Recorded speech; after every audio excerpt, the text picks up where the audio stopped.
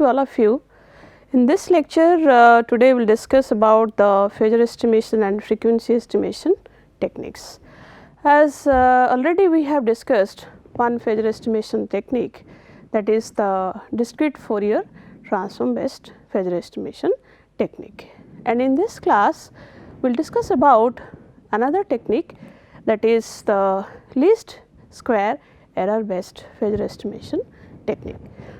Now, the question comes that if we have already discussed one Phasor estimation technique, then why we are interested for this particular Phasor estimation technique. I will just discuss here 2-3 points that why we are interested for least square error based Phasor estimation technique. That if you could see that in case of discrete Fourier transform, that we are not able to estimate the phasors of the subsynchronous frequency components of the signal. What is the meaning of subsynchronous frequency component of the signal? The signal which is having frequency below the fundamental component, that particular signal is known as subsynchronous frequency component based signal. Now, if some signals are having supersynchronous frequency component, means if the frequency is above the nominal frequency or normal frequency or rated frequency, that is 50 hertz, then that particular signal is known as subsynchronous supersynchronous based signal. Now, what happens in case of DFT, that we are able to estimate the phasor of the subsynchronous supersynchronous and the fundamental component and also the decaying DC component. But the problem here comes, the frequency which is less than this 50 hertz, that frequency is known as subsynchronous frequency. That frequency component based signal phasor estimation is difficult in case of DFT, that is the discrete Fourier transform. And also it is difficult to some extent to extract the decaying DC component part in case of DFT. So, that is why we are interested to have another Phasor estimation technique, that is known as the least square error based Phasor estimation technique, where we will be able to estimate the subsynchronous frequency based component, the fundamental component of the signal, the decaying DC component and also the supersynchronous frequency component of the signal.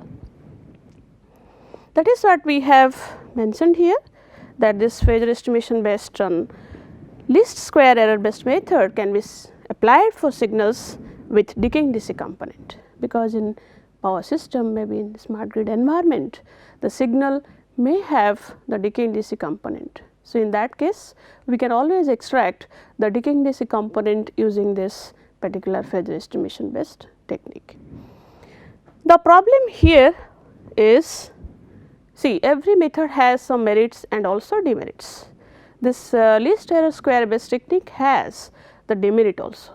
What is the main demerit? The first one is it involves the matrix inversion. In the subsequent slides we will see the mathematics, the basically the formulation of this particular technique, where you will find this inversion of the matrix is involved in calculating or for calculating these phasors. And also the size of matrix increases with increase in sampling rate. That is also one disadvantage of this particular. It's not disadvantage, yes, of course, with capability of the computing facility of or the capability of the processor of the computer, we can always apply this particular technique for estimating the phasors. And also the number of variables to be estimated. So, these are 3 points which are basically the major concern as far as this least square error based Phasor estimation technique is concerned. Coming to the mathematical formulation of this particular Phasor estimation based technique, let us start this A plus Bt is equal to M, where this M is the measurement and T is the time and AB are the unknowns to be estimated. Now, as the quickly one question comes to my mind, that the technique is known as least square error. So, we are basically trying to calculate some error, and we are also trying to basically minimize that particular error. So, what is that error basically? The error is, this error is basically nothing, the estimated value minus the measured value. Because in power system or smart grid environment, we are estimating some parameters or some quantities or some signals, and also we have measured signals. The difference between these two should be minimum. So, whatever the signal we are measuring, so that particular signal should match to our estimated signal. So, that is what the difference, and that difference is known as error. So, in this Phasor estimation based technique, we are trying to minimize this particular error. So, in this process, by minimizing this error, we will be able to find out the unknowns or unknown variables. That is what the main goal of this particular technique. So, coming to this mathematical formulation of this particular Phasor estimation based technique, we have already defined here one equation. In this particular equation, we have this measurement on the right side, and the left side we have the estimation. And from this formulation, we will see how the unknowns are basically calculated using the least square error based technique. Let us say we have n number of measurements in our power system, and this is the first equation, this A plus BT1 is equal to M1, first equation. This is our second equation, this is A plus BT2 is equal to M2, and this T1 is at time T1 and this T2 is at time T2. The measurement which is basically done or which is in our hand, that M2 is at time T2. And similarly, coming to nth time, that is Tn time. So, the last equation, that is our nth equation, that is A plus Btn is equal to Mn. So, if you see, we have this A cap and B cap are the estimated values, because we are here to estimate our unknowns. A and B are unknowns, unknown variables. So, we are here to estimate the unknown variables from the known quantities or known signals. So, that is why this A cap and B cap stands basically the estimated values of the we are going to estimate the parameters or variables. So, this A cap and B cap are the estimated values. Now, this A cap plus B cap, this T1 minus M is equal to E1. Already we have discussed, this is basically my estimated thing and this is my measured values. So, difference between these two basically leads to the error, and that is why this is my first equation. And similarly, we have second, where we have this A cap plus B cap T2 minus M2 is equal to epsilon 2, so on, and we have nth equation. Nth equation, we have A cap plus B cap Tn minus Mn is equal to epsilon n. So, in this process, we have n number of equations, and further we will just frame one matrix equation from where we can always calculate the unknown variables. This is how the previous all the n number of equations look like. This is the first matrix, we call it as A matrix. This is A matrix, and this is our variable matrix, the unknown variable matrix A cap and B cap, and this matrix is our measured signal matrix M1, M2 up to Mn, and the last one is our error matrix E1, E2, or you can sometimes we can call it epsilon 1, epsilon 2 up to epsilon n. Now, if you just make this matrix, it will look like this A cap, this A matrix into X cap. This X cap is nothing, that is basically what the parameters we are going to estimate. This X cap stands for the unknown matrix, unknown variable matrix, and this is our measured signal matrix and epsilon. Finally, if you will see that, if you will just take the epsilon transpose and multiply on the both the sides. If we multiply, I have just taken after this equation.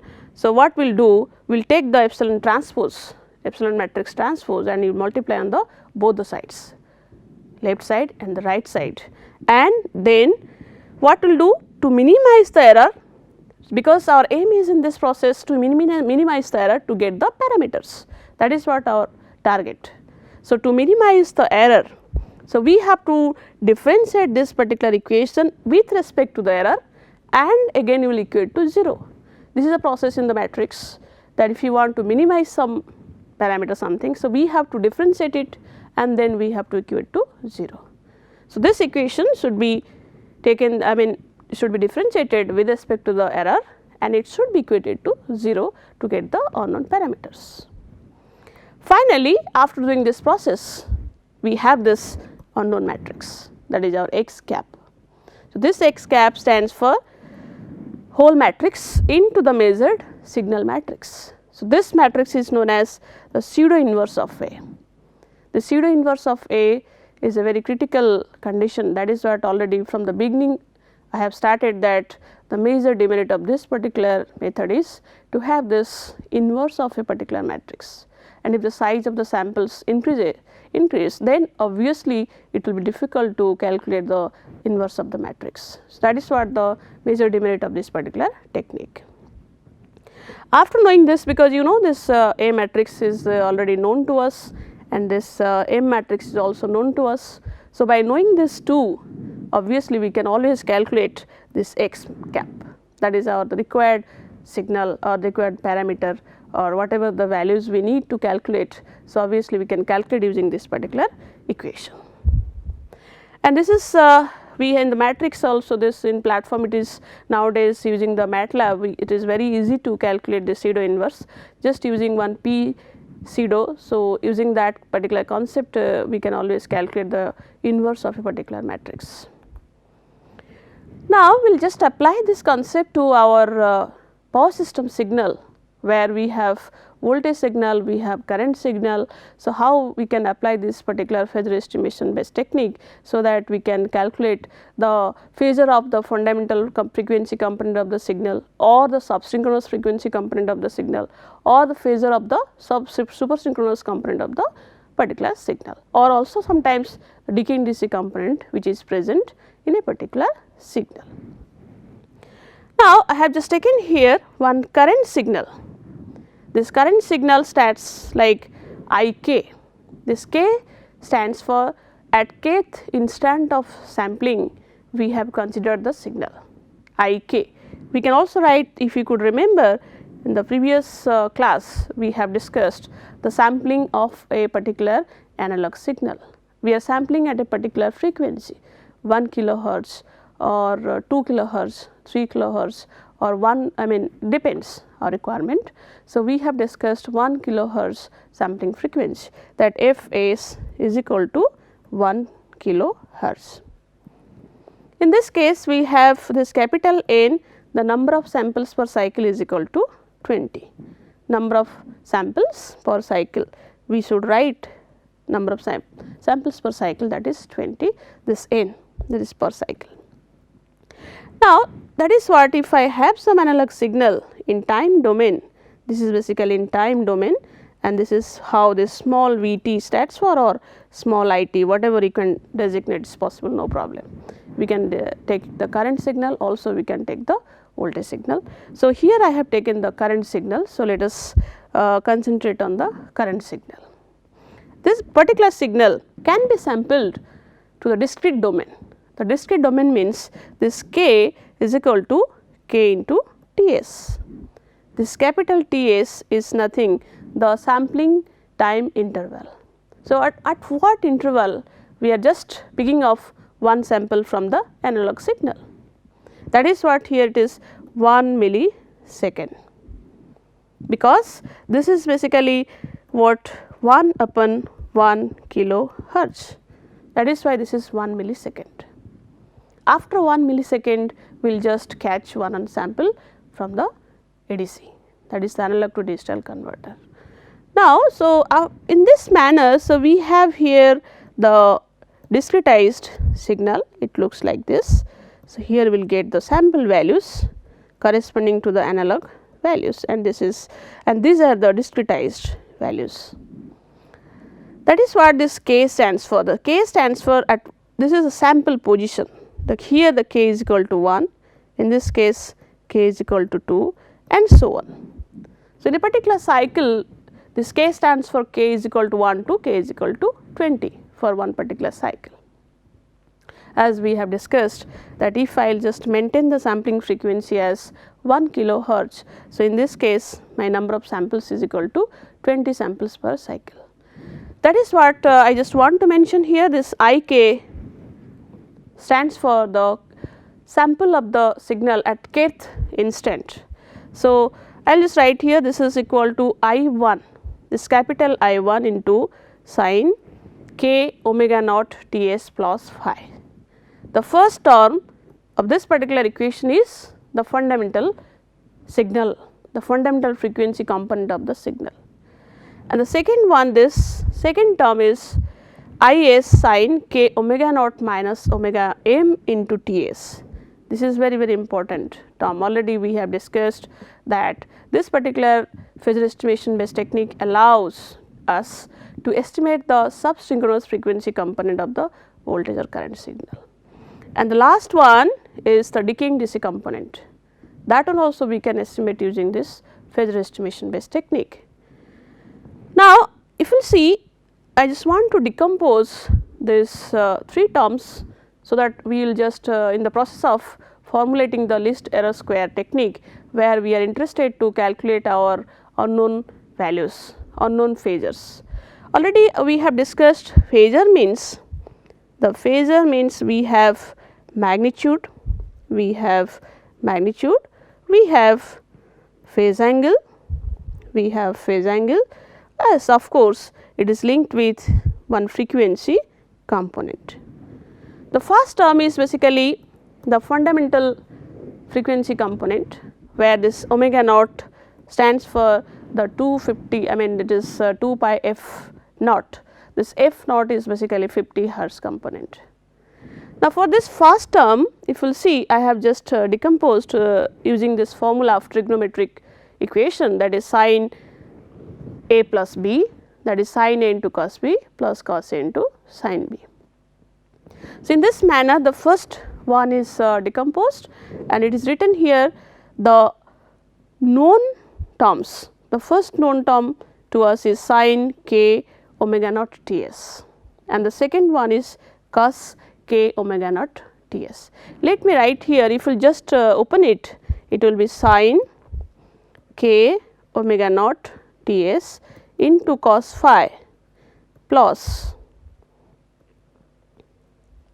cos k omega naught Ts into sin phi.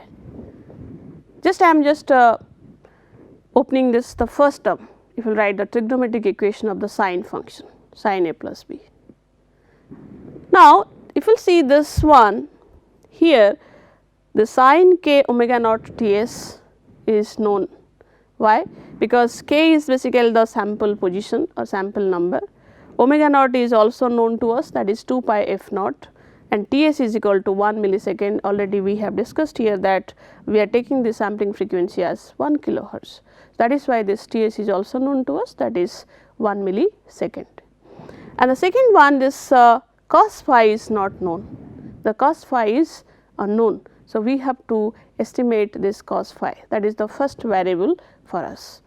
Similarly, coming to the second term, that cos k omega naught Ts is also known to us, but the sin phi is not known to us. This is the second variable.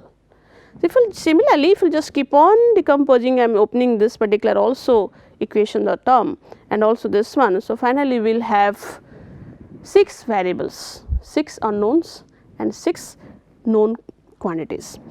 This, that is what we have designated like A11, the first one known quantity, this A12, that is the second one which is also known to us, and third one we name it A13, that is also known to us, because omega naught and omega m, the fundamental frequency and the subsynchronous frequency component is also both of them are known to us, and Ts is also known to us.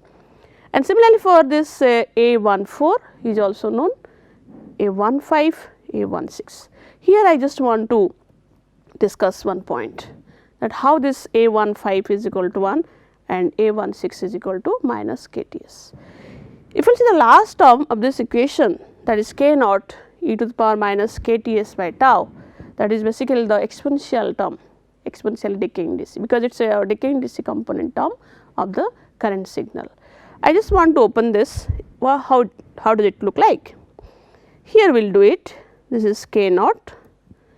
If we will write e to the power x, so how the equation look?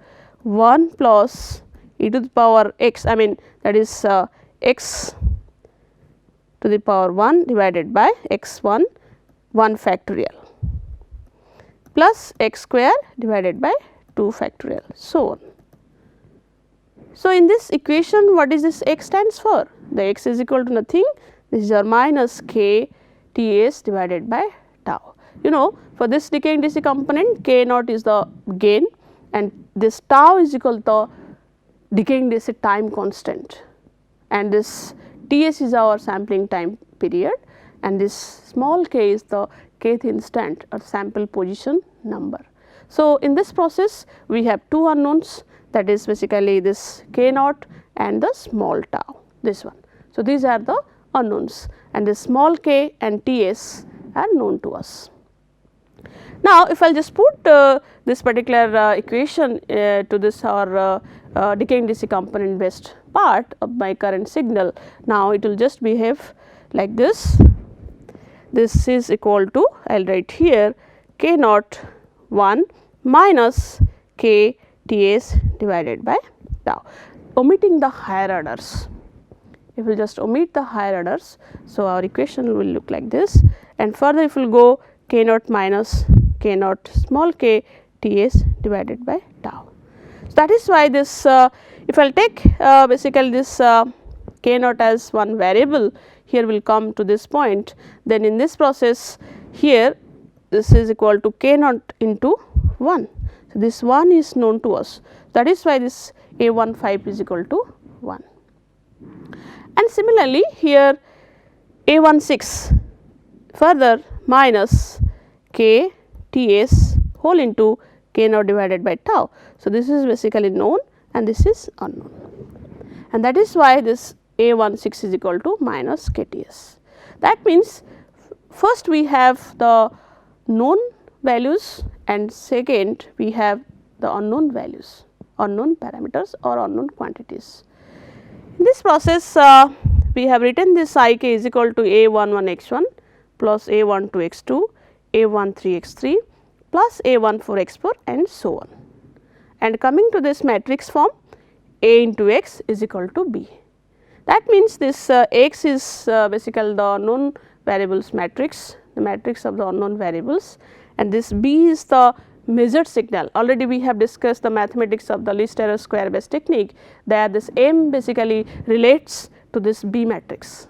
Already we have discussed that M is the measured signal matrix. So, similarly here the B stands for the measured signal matrix, and this A is also known to us, that already we have modeled here. The signal is already modeled like this, as if that signal, this current signal contains the fundamental, the subsynchronous frequency component and the decaying DC component. So, that is why this A matrix is also known to us. So, now by taking this X, the unknown matrix, so this is our pseudo inverse of A matrix into the measured matrix, that is the measured signal matrix, that is B. So, at every instant of time we are just taking the samples of the current signal. So, that matrix is basically the B matrix. If we will see finally this A matrix is presented here. So, the dimension of this A matrix is how much? We have, as I said, we have taken here 20 samples per cycle. We are taking here one cycle data, one cycle sample of the current signal. So, in this case it will go up to 20th row. Okay. So, in this case we have 20 cross 6, 20 number of rows and 6 number of columns. So, that is why the size of this A matrix is 20 cross 6. What about this if we will come to here B matrix, this B matrix stands for all the samples we have collected with respect to time k is equal to 1 to k is equal to 20. So, we have all the samples of the current signal we have measured at different time instant, like t stands for 1, I mean some sample 1 millisecond, 2 millisecond, 3 milliseconds up to 20 milliseconds. So, in this process this B matrix size will be how much? So, it will be, we have 20 number of rows, it will be 20 cross 1, this B matrix, and already we have discussed this A matrix size is 20 cross 6. And what about this X matrix size will be? So, this X matrix size, if you will see here, it will be 20 cross 6 into 6. We have to take the transpose, of course. This is how this matrix stands for A matrix 20 cross 6, and this B matrix, if I will keep this dot, this symbol, it stands for transpose. This symbol stands for in the matrix formulation or matrix calculation, the MATLAB program. Now, if I will do this, so initial this B matrix, if the B matrix size was basically 20 cross 1, so it will just it will be opposite, it will have 20 number of columns and 1 row. So, it will just transpose, if we will take, it will be 1 cross 20. For multiplication purpose, we are just doing this. For multiplication purpose, we generally took this transpose for easier calculation. Now, finally, we have this X matrix. This X matrix, if you see here, we have 6 number of variables, and the size of matrix, if you will not take the transpose, it will be how much? It's just like a column matrix, where we have 6 number of rows and 1 column. Now, if we take the transpose, it will be just opposite to us and opposite to the previous number. Now, this is all about the matrix formulation of this particular least error square based technique, where we have applied the technique to estimate the fundamental components, or we are going to calculate the subsynchronous supersynchronous frequency component of the particular signal, or we are going to calculate the decaying DC component of the signal. Now, you see how we are going to calculate this x1 and x2. After multiplying this A inverse into B, so we will have this x1 value, x2 value, x3, x4, x5 and x6, so on. Now, after getting this, if I know this x1 value, let us say something about, let us say A, and this x2 is equal to B. So, what about this, the fundamental components? Now, this is the basically the fundamental frequency component phasor values we are going to calculate. If you could remember that this x1 is basically I1 cos phi 1 and this x2 is equal to I1 sin phi 1. That means, we now calculated, we have estimated the fundamental frequency real part and the imaginary part.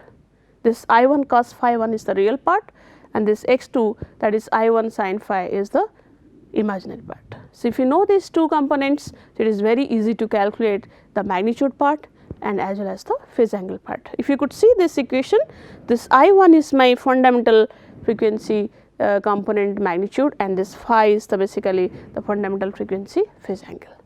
That is how we will calculate, this is basically equal to I1 cos phi and this is equal to I1 sin phi. Now, what about this magnitude? This I1 is nothing, is equal to A square plus B square root over, and this phi is nothing, tan inverse of B upon A. So, it is very easy to calculate all the frequency components, using this particular technique, and similarly also we can go for this x5 x6, where the decaying DC components are present. If you could see here, this x5 is nothing k naught. If you got this x5, that means we know the basically the constant of the decaying DC, gain of the decaying DC component. And after knowing this k naught, so if you put in here, so obviously we will get the time decaying DC component time, that is the tau. So, it is very easy, already we have discussed how to calculate the frequency, the phasor estimations of different frequency components of a particular signal. This is how we have demonstrated one signal by taking 20 samples. This is how this AP looks like, and this is how this measured signal looks like. So, after that we can always calculate this x cap. This x cap is basically the estimated parameters or estimated phasors. And this is one demonstration where we have taken the current signal and the corresponding angle, this is the magnitude and this is the angle of this particular signal. Now, the second part will come here, that how to estimate the frequency, that already we have discussed in our previous lectures, that the frequency estimation is also very important in power system, or even you can say in your smart grid environment, where we have of course, every time we are going to basically have this frequency measurement or frequency estimation. If you could remember in case of our wide area measurement based technique, where the frequency estimation is one of the important technique, you know, and for this islanding detection also we need this frequency estimation based technique. So, that is why we will discuss two techniques where we will see how the frequency can be estimated of a particular current signal or even for a voltage signal. The first technique is the zero crossing based technique. It is very easy one, but the technique is erroneous when the signal will have some basically noise. The noise will create problem. This method measures the time between two zero crossing. This is important. This particular method measures the time between two zero crossing point and calculate the frequency from the measured value. This is the basically the concept of this particular technique. First of all, we have to detect the consecutive zero crossing time, and after getting that time period we can always calculate the frequency. That this is how the equation looks like, this f of Tm, because this frequency is dependent on time factor. We have to basically measure the time of zero crossing, at what time the first zero crossing has occurred, and next what is the time where the next zero crossing has occurred. So, that is so on. So, we have to basically measure the time. That is why I have written here f of Tm, the frequency is a function of time. What is this m stands for? This m is the number of zero crossings. If you could see your previous equation, I mean the diagram signal, see here the equation is m minus 1 by 2 whole into 1 divided by Tm minus T1. In the previous equation, if you see this signal, we have started here, that means m is equal to 1, this is my first zero crossing, here m is equal to 2 and here m is equal to 3. So, we have seen 3 zero crossings. So, by putting this m is equal to 2, so I can always write 2, this is 3 minus 1 divided by 2 whole into 1 upon this Tm minus T1, starting time and the end time. That means we have started here, in this case the whole time period, say one cycle time period 20 milliseconds. The difference between these two, it should be equal to 20 milliseconds. That is why it will be 20 milliseconds. So, in this case that means we are going towards, that is our capital, I mean f, the fundamental frequency, that will be 50 hertz. So, this is how we basically calculate the frequency of a particular signal by detecting the zero crossing.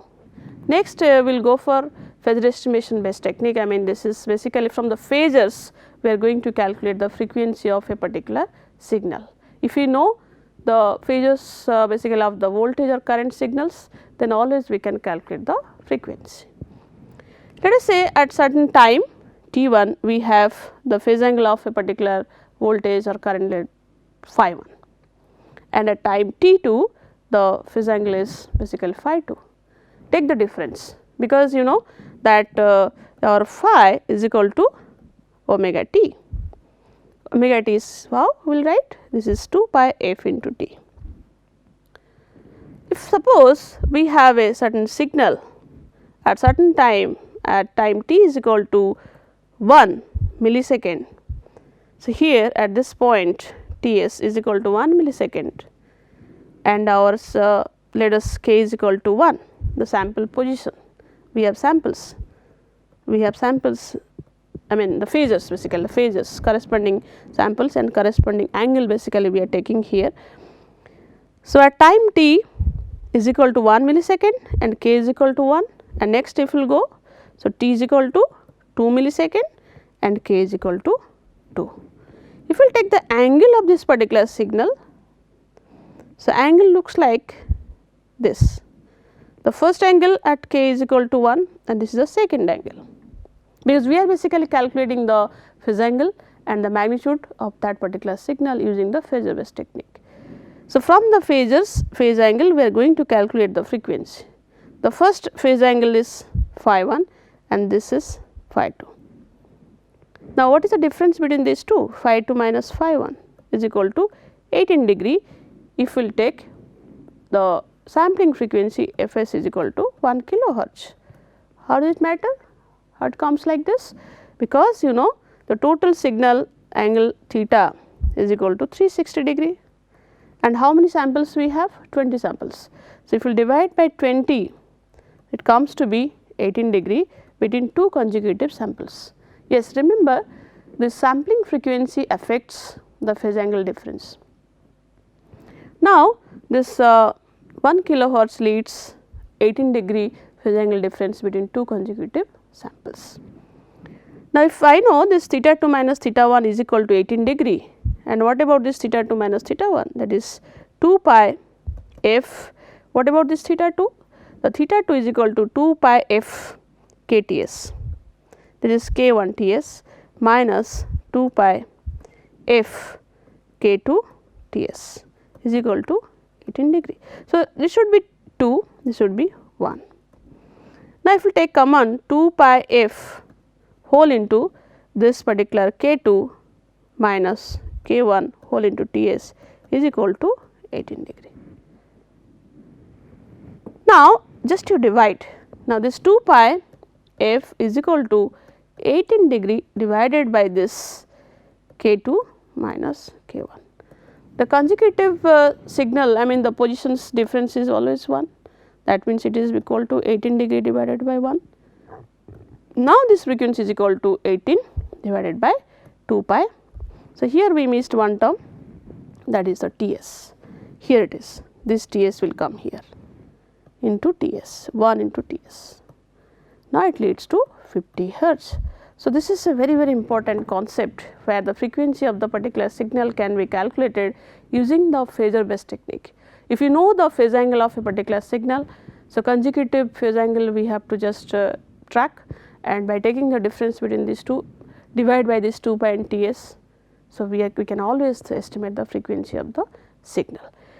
So, in this particular lecture we have discussed very clearly the difference between this DFT and the least error square based Phasor estimation based technique, that why we are interested for this Phasor estimation technique based on the least error square, because here we have the major advantage, like we can extract the phase angle or magnitude of the subsynchronous and supersynchronous frequency components of the signal, and also we can calculate the decaying DC component of the signal, the gain and the time constant. And also we have discussed very clearly the frequency estimation of the signal using two techniques, that is the zero crossing based technique and also Phasor based technique. Thank you so much.